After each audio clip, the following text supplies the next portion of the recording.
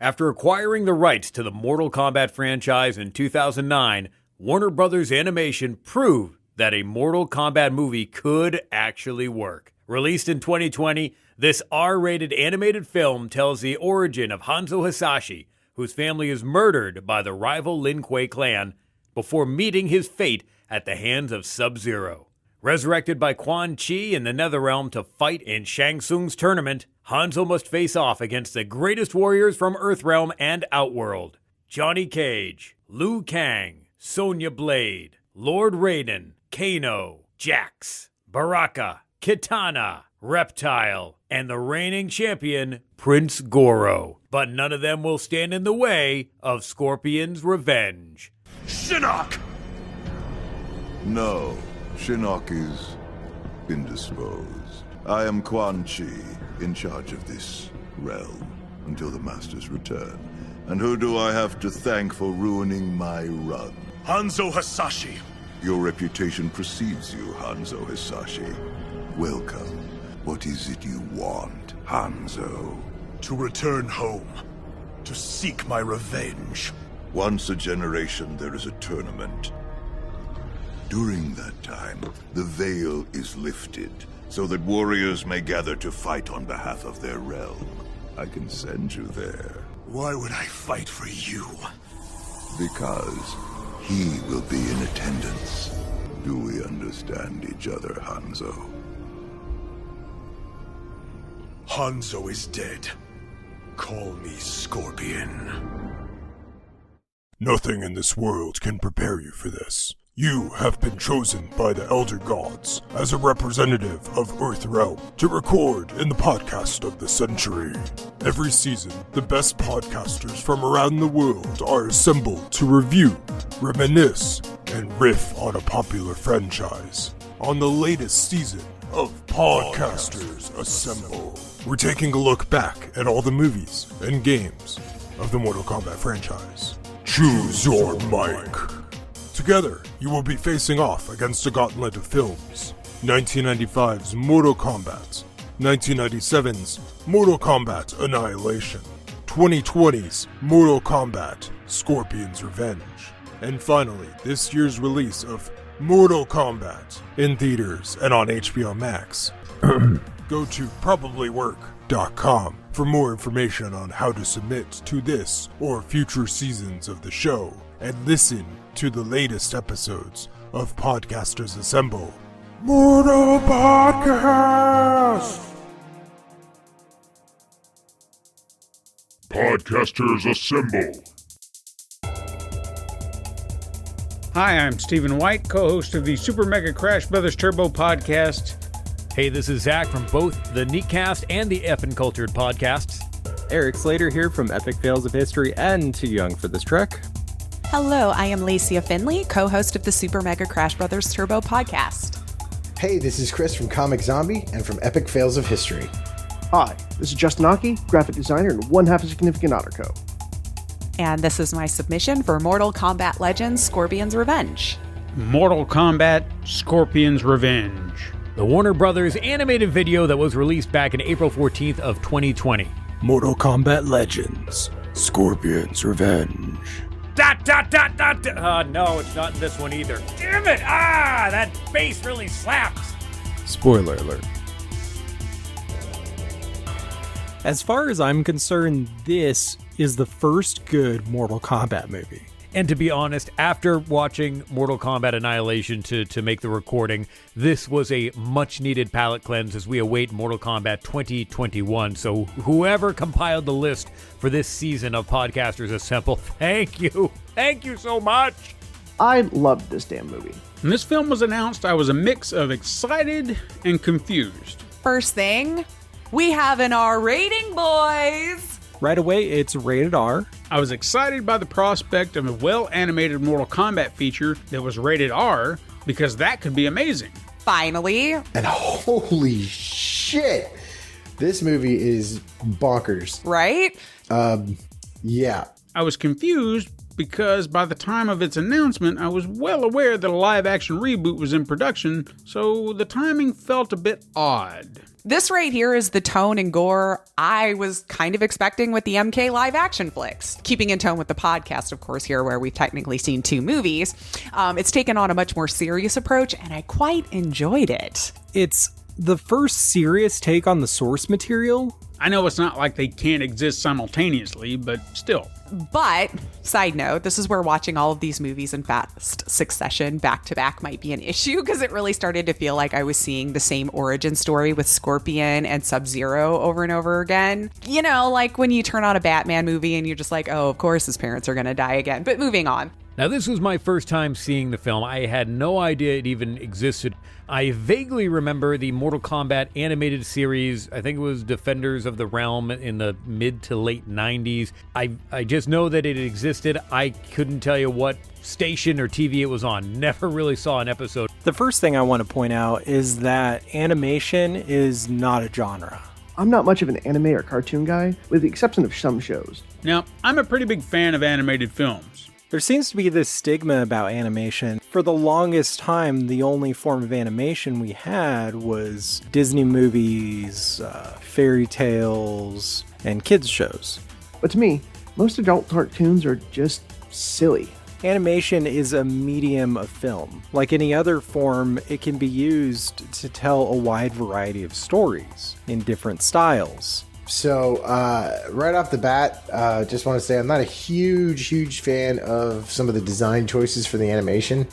I'm gonna get a lot of crap from the other guys, but yeah, I'm not a fan of cartoons. Like, I watch Family Guy and some of those stuff, but It's actually a bit of a pet peeve of mine when people look down at animation. Like, oh, that's for kids. They just dismiss it. But in a lot of ways, good animation can actually be more difficult than live action. But the animation is pretty fluid and it's pretty well done. At the same time, animation also frees you up with almost an unlimited budget. I mean, the only limit to what you can put on the screen is your imagination and technical skill in having an animation studio and all that. And the art style was really interesting. The fight scenes are done pretty well, which should be expected in animated features since, they can do anything.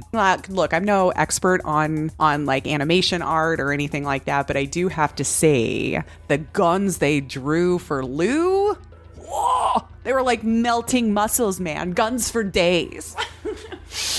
The gore is everything you'd ever want it to be. It definitely doesn't skimp on the gore.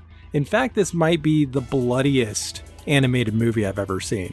In fact, had this been live action, I think the film would have been slapped with an NC-17 rating with this level of gore. Like, it pushes the envelope. I have seen some pretty disturbing anime. This is like Ninja Scroll level, but like more. And all the fights, for everyone involved, these fights are amazing. The animation is really, really good.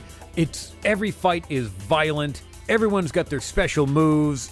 We see X-rays come into play here, and this was actually really cool effect. And the utilization of the X-ray moves was really cool, and in my opinion, can only work in animation. They did use it a lot, though, which would be my only downfall, I think, to using the X-rays. Like, this is 2020, you had a lot to pull from, but I still think that effect looked really cool and kind of a far contrast from the other stuff that we've seen so far. In a live-action film, this would be too distracting or too ridiculous. I don't really have a lot of complaints as far as the visual side, other than a few design choices that just kind of didn't do it for me all that much. I know that we're working in animation here and we don't have, like, CGI to complain about, but it was still really cool. But just because something's animated doesn't make it for kids. Like, we can put boobs or blood into something just to be edgy, and that's what they do. Just like how people view comic books. And as anyone who's ever been in a comic shop in the last 20 years can tell you, just because something is a comic book doesn't mean it's one thing.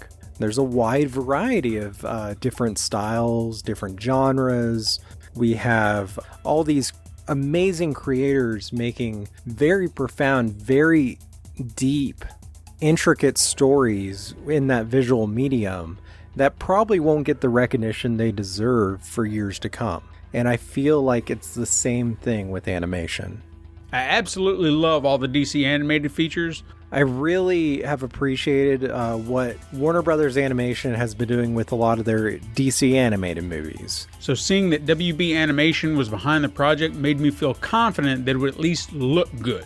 So when I heard that the same animation team that worked on those projects was adapting Mortal Kombat and they were going for a hard R rating, I knew this would be something. I knew this would be good. And for the most part, it does. This time, though, it all worked. It's not the smoothest animation with all the big budget finesse, but I think it's solid. I didn't realize how good. But this was an amazing film.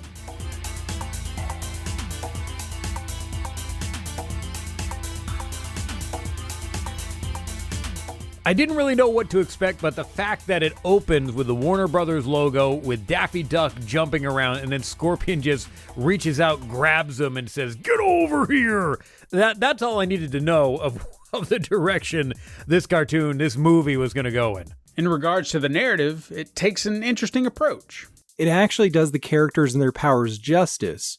Here we see another backstory, like I was saying, of Scorpion and Sub-Zero around his revenge on the murder of his family and clan after being resurrected by Quan Chi. There's so much going on in this movie, and Scorpion is a solid killer.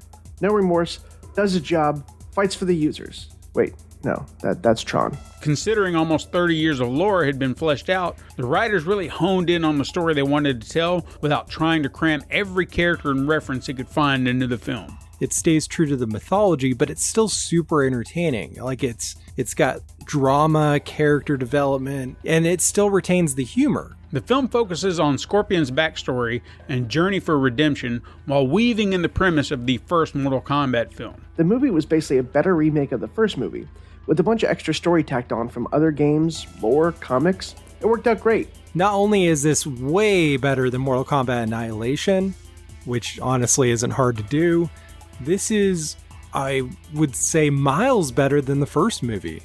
Of course, we still have Johnny and Liu and Sonya to fight in the tournament, and Raiden and Liu prepping to defend Earthrealm. It can't be denied that the film borrows some of its structure from the original live-action film, which I'm cool with.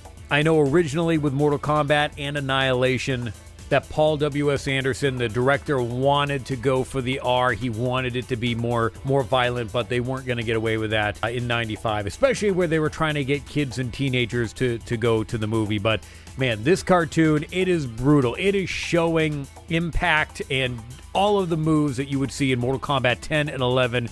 This is violent. This is Mortal Kombat. I mean, that movie is almost 25 years old, and I'm surprised it took this long for a reboot. I really did enjoy how they introduced the characters here via fight sequences. But the story essentially follows familiar beats from our three main heroes, plus Raiden, albeit with a variation on their introductions. Of course, a little bit more focus on Scorpion. It is Scorpion's revenge, after all. As you can tell by the title, the movie is predominantly about Scorpion and his whole storyline, but you do have a lot of your other originals like Johnny Cage, Sonya, Liu Kang, Raiden, of course Sub-Zero, because he plays such a big part of Scorpion's backstory and evolution throughout the rest of the games. This is an approach I hope the new film takes as well. This movie convinced me that the new live-action one is going to be amazing. But for like an animated movie based on a video game, this is actually really good. This, again, is what we wanted in the Mortal Kombat movies. We kind of got it with the first one in 95, but Annihilation, no, I'm not going back. We're going forward. 2021, that's going to be good. We're not going backwards. No, we're having too much fun right now. So starting out with Hanzo and his family in feudal Japan is perfect. It takes a little different approach of telling Scorpion's origins as Hanzo Hasashi. He's a very skilled warrior from the Shirai Ryu village. It opens with a pretty brutal Scorpion fight scene, but it's an actual Scorpion taking on an army of ants, and Scorpion giving his son a life lesson. A great way to introduce Scorpion as the protagonist and make him relatable. So while Hanzo is bringing his son back to the village, they are ambushed by a bunch of Lin Kuei warriors. So the movie opens with the, famous, if you know Mortal Kombat, the Lin Kuei assault on the Shirai Ryu compound where Sub-Zero and his kill Scorpion's people. The Lin Kuei show up to the village and shit's about to hit the fan. Well, that didn't last long, because when he heads home, turns out this movie was directed by Quentin Tarantino. It looks like the entire village has been slaughtered by the Lin Kuei. It's pretty gruesome, and we really mostly see the aftermath as Scorpion's running around with his little kid, his son, and they're coming across like the massacre as it happens. We do get a bunch of ninja runs on roofs, though. I was expecting a Naruto run on the street. Hanzo and his son are looking around, trying to find his wife. Hanzo is defending himself, and this is when we get a taste of how violent and graphic this movie is going to be. It gets pretty intense pretty quickly. Scorpion is attacked by a few Lin Kuei while he's got his kid in this alley. He kills 3 of those guys, and then 3 more, and then 3 more. And he's running around with his kid, and they sneak away from everybody. They get away from the chasing Lin Kuei. In regards to Scorpion, the narrative is mostly faithful to the source material. And get to his house where he finds his wife has been killed. I say mostly because it took about 4 games for Hanzo Asashi to learn who was responsible for the death of his family. Because as he is defending himself and he is doing power moves, not necessarily fatalities from the game, you are seeing bones break, skulls get fractured, people are getting chopped to pieces by Hanzo as he's just working his way through the village looking for his wife. Hanzo finds his wife murdered, and he just loses it. He eventually finds her, but it's too late. She's been killed, and Hanzo, he goes beast mode. And this is where he just goes straight bonkers. I mean, he goes nuts. He takes out, 30 Lin Kuei warriors. And I actually counted. He hacks apart 26 of the Lin Kuei. He seems unstoppable until he runs into Sub-Zero, or Bi-Han as the original Sub-Zero. He goes berserk. It's like Kill Bill. Because there's just so much blood. This is the bloodiest animated movie I've ever seen. I mean, the scene in the alley could fill a pool. This whole sequence in the first 5 minutes is worth the price of admission. Before finally Sub-Zero pulls a total dick move and grabs his kid from the back of the neck. And he's like holding him up off the ground. And he says, get on your knees or I'll kill your kid. And I will admit, this opening scene here hit me straight in the feels, man. But this film pulled no punches to the brutality of it all. Scorpion gets stabbed through the chest and just keeps going, chopping all of the ninjas into minced meat. A hallway fight scene was better and dirtier than the first season of Daredevil. But Hanzo got dead, taking out his kid and the entire family. And then Sub-Zero appears. Watching Hanzo and Satoshi get ambushed. He has Hanzo's son by the neck. He has found Hanzo's son, Satoshi, is holding him hostage, threatening to kill him. If Hanzo does not surrender, Hanzo does. Also, Sub-Zero has some serious powers. And how cold he was! Sub-Zero freezes Hanzo and makes him watch as he kills his son. And to be honest, I was surprised they showed his son die on screen. Freezing Hanzo in ice while he forces him to watch the death of his son. Holy crap, man. And then just to kill him.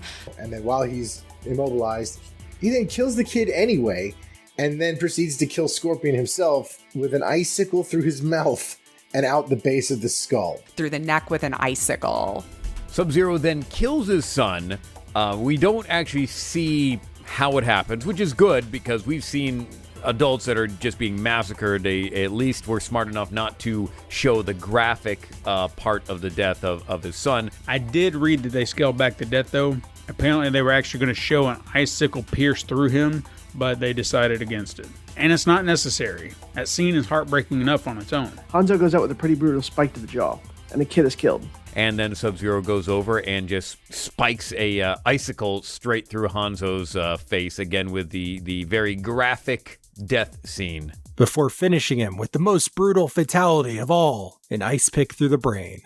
And sends him down to Netherrealm. Titles. That really set the tone for me. Yeah, so this isn't a regular cartoon. They murdered a kid in front of everybody. This is the opening of the movie. Like, holy crap. Let's go on this ride. Tell me more.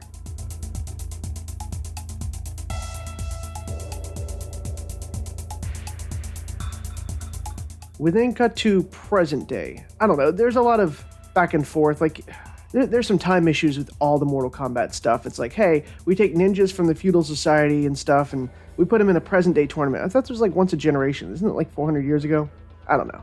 Cut to Liu Kang meditating. So we next meet Liu Kang. We see him meditating in a temple, and he's attacked by Raiden in like a test. Raiden appears out of nowhere to test him. The voice actors for Liu Kang and Raiden are fine. They're fairly stoic and one-dimensional. Once again, great character introduction. And Liu Kang passes the test, and Raiden tells him, like, come on, the others are waiting. And Liu Kang says, what others? We then travel around and we meet all of our traditional Earth warriors, Liu Kang, Johnny Cage, Sonya Blade. So then we meet Johnny MF and Cage. This is a great way to establish Johnny Cage. Like, he was at the top and he's losing his grip.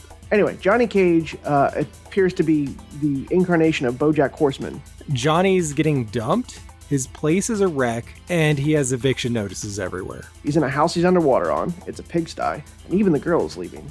We see posters for movies like Ninja Mime and Ass Kick. I did love the poster of the Ninja Mime, Silent but Deadly. There's a bunch of like little background gags for just his stuff. We see Johnny's living like a bit of a slob, and he's facing eviction, and clearly is not, he's seen better days. He answers his phone and says, "You're in the cage with Johnny." He also has a god-awful ringtone, and he answers his phone with, "In the cage with Johnny." God, that's just terrible. And to cast Joel McHale as Johnny.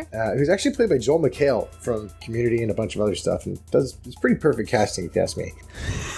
I don't know. Joel McHale was made for Johnny Cage, at least the more arrogant version of the character.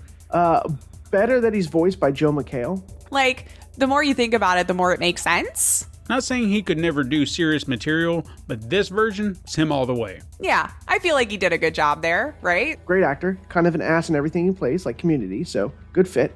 The tone for Johnny and just Joel McHale, whatever. I'm going on a rant. He gets a phone call from his agent who offers him a role in this production in China. So he's like, hell yeah, and he signs up immediately. And finally, seeing Sonya be a badass. Then we cut to China, where we see Sonya street fighting some giant dude for some reason. Cut to Sonya Blade beating the crap out of some big-ass dude in a street fight. We meet Sonya Blade as she's having a street fight. Jennifer Carpenter is good as Sonya. Knocking out literally all of his teeth. Sonya just freaking killed that guy. Caved his head in with a drop kick. I mean, the guy has to be dead. That was gross. Laying down a good tone of badass. During the fight, she flashes back to training under Jax, so we kind of figure out a little bit of backstory for her through the flashbacks. We get a flashback to her training in boot camp with Jax. And a small flashback scene where we get a little backstory on her about how she became the badass she is today. And there's another Dexter connection for you. She's voiced by Jennifer Carpenter, Dexter's sister if you're keeping count of Dexter actors. We had his dad in the last movie.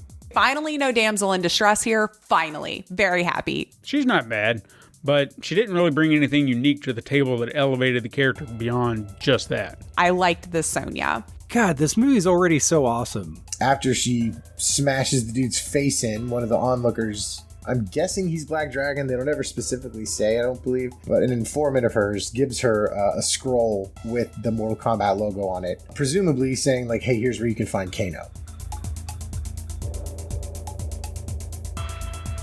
Just as I was forgetting this was a Scorpion movie. Scorpion in Hell. And Scorpion wakes up in hell. We then see cuts to what looks like hell, but it turns out it's the Netherrealm. The Netherrealm. Which is basically Mortal Kombat's version of hell. After Hanzo was killed by Sub-Zero, he was sent down into the Netherrealm where he's going to be tortured. Being tortured in the Netherrealm. Where Scorpion is hung up by hooks and chains, and it's pretty gruesome. His demon torture is kind enough to give us exposition on what's going on. And he's getting ready to get tortured by some big doofus Triclops guy who's trying to scare him and says, like, your screams will soon join the others and rise to the great Shinnok. So this is our first hint that Shinnok is somehow involved in this movie. I'm almost positive the creature torturing Hanzo in the Netherrealm is Moloch from Mortal Kombat Deadly Alliance, but I've not seen anything to officially confirm that, but it looks like him. Scorpion, of course, breaks free, kills the crap out of the dude, grabs the chains with the hooks that were keeping him chained up, and he's using them as weapons, which, of course, looks a lot like spears. Then destroying his own body to escape and kill a demon. And then he's surrounded by, like, tons of demons, and it looks like he's overwhelmed. He ends up freeing himself, and he's on a search for Shinnok so that he can get his revenge. Scorpion manages to escape the chains and uses the blades through him as weapons against his torture. I mean, he's already dead, so it's not like he can't recover. He's become, less dead. Is there a second hell? I mean, does he die in here? Does he just, like, restart up on the Al-Rak thing? Basic Googling says no, it's just this hell. Oh, and you can technically die and come back, so that sucks. And then he proceeds to fight his way through an army of demons. We then cut to like the throne room in Netherrealm where we see Quan Chi, this total D-bag, sitting on a throne, and a demon head comes flying in and rolls in. Blood-soaked scorpion shows up, and he is pissed. Anyway, Hanzo proceeds to literally destroy all the other demons, ending up in the Tower of Chinook. But Chinook's not there. He shows up to Quan Chi covered in demon guts. It's so badass. Quan Chi is, though. Unfortunately for him, Quan Chi has black magic.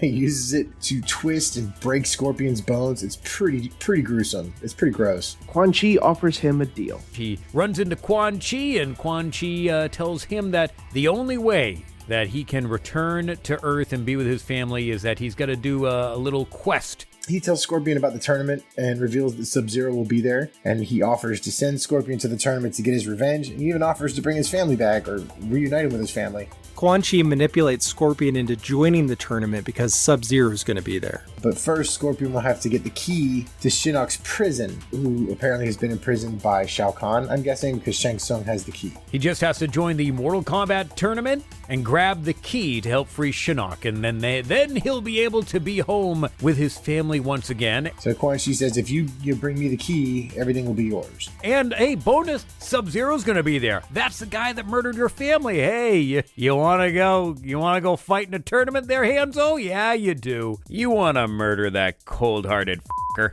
I am a Scorpion. Hanzo, of course, accepts, not thinking about anything, and is just compelled by revenge, and is now referring to himself as Scorpion. Hanzo is dead. Call me Scorpion.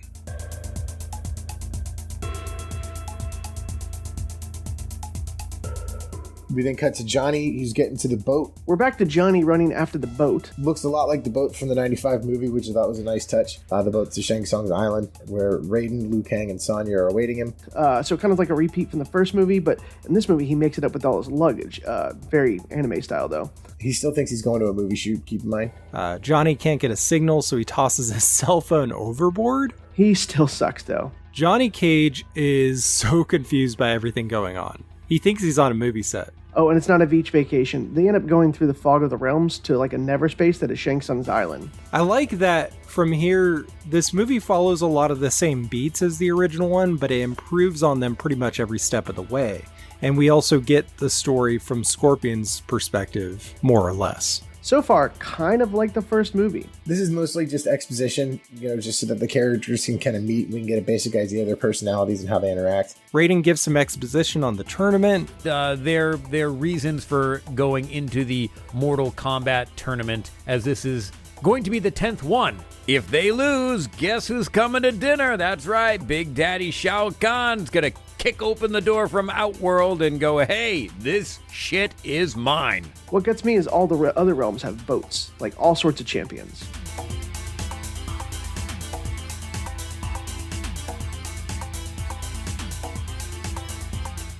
We get to the island. Everyone gets to the island of Shang Tsung so that we can begin Mortal Kombat. The tournament technically hasn't started yet. I love this whole scene where we get to see all the fighters partying it up before, the deathmatch tournament. And there's all kinds of weird characters and a few background folks from the game, like Motaro and Natara. They're in the background, and Johnny interacts with Natara. I did appreciate the myriad of Easter eggs throughout the film. We see Reptile eating something gross. One dude had his arm ripped off during an arm wrestling contest. The filmmakers knew they couldn't touch on everything, so they tossed in little nuggets here and there, which I appreciated. The test your might area in the dining hall was a nice wink. Johnny has a run-in with Natara, which is a cool little Easter egg. Kind of cool to see them. Nice cameo. We got cameos from lesser-known fighters like Natara and Motaro. Then, Shang Tsung makes his appearance to announce the opening of the tournament. At this point, Shang Tsung tells the tournament, the story of the tournament to everybody gathered. I like how we get a flashback to Shang Tsung winning the original tournament. It's kind of a cool moment where you see some still images of past victories, and you see the great Kung Lao, the dude always mentioned in the original story, stomped out by Goro. But Kano's there. Kano in this version looks awesome. So Shang welcomes everybody, and he says, before this tournament begins, I thought maybe, as a host, I should give you some entertainment. And has Jax, who he captured. Jax gets dragged in. And he claps, and Kano comes out with some goons, and they're dragging an unconscious Jax. And we see that Jax has been captured by Kano. He's dropped on the ground. Sonya runs to try to get to him, but she's stopped by like an invisible force field. It's like an energy field that keeps anybody from interfering. Goro shows up. And he's going to be forced to fight their current champion, Goro. At this point, Goro comes out. Which Jax thinks, hey, I got a chance to beat this guy. Sure, he's got 4 arms and he's 3 or 4 feet taller than me. Plus, Kevin Michael Richardson reprising his role as Goro once again. See, I told you he was awesome. Oh, it's on now. No problem. I got this. And Goro's gonna whoop some ass. Jax vs. Goro. Spoilers, Jax don't got this. And he proceeds to, not surprisingly, beat the living shit out of Jax. And gets his arms ripped off. It's not much of a fight, unfortunately. And oh my god, he does. He ends up tearing his arms off. Oh man, poor Jax. And eventually, horrifically, really grossly, pulls Jax's arms right off of his body. Yeesh. And Goro gets to be responsible for Jax losing his arms, which is a great twist. That would have been a good pun had he twisted the arms off, but alas, he went for the pull method. I mean, it's bad. It's really bad. This whole thing is like Uncle Ben dying over and over, like Spider-Man.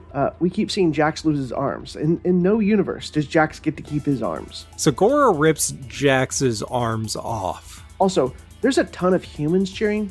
Guys, whose side are you on? Unless they're like one of the other realm stuff. I don't keep track of that. Johnny still doesn't believe this is real. He thinks it's all special effects. Johnny's reaction, fake. These special effects suck. Raiden helps to cauterize the wounds. Raiden shows up to save Jax's life. Shang Tsung tries to say, you're not allowed to interfere in the tournament, to which Raiden counters the tournament hasn't even begun yet, because this is not an actual match. This is just them trying to mess with Sonya and kill Jax and all kinds of crap. Show off Goro and scare everybody, I guess, but... Just before Goro is about to finish Jax, Raiden intervenes and halts his execution. He warns Shang Tsung that this fight is not sanctioned, it's not the tournament, it has not officially started yet. He cauterizes Jax's stumps at this point, his shoulders, and punks Goro out. If Raiden was allowed to fight, this wouldn't even be a fight. It's very clear this version of Raiden is pretty badass. He's able to heal Jax's wounds, but the Sorcerer and Kano hold Jax prisoner.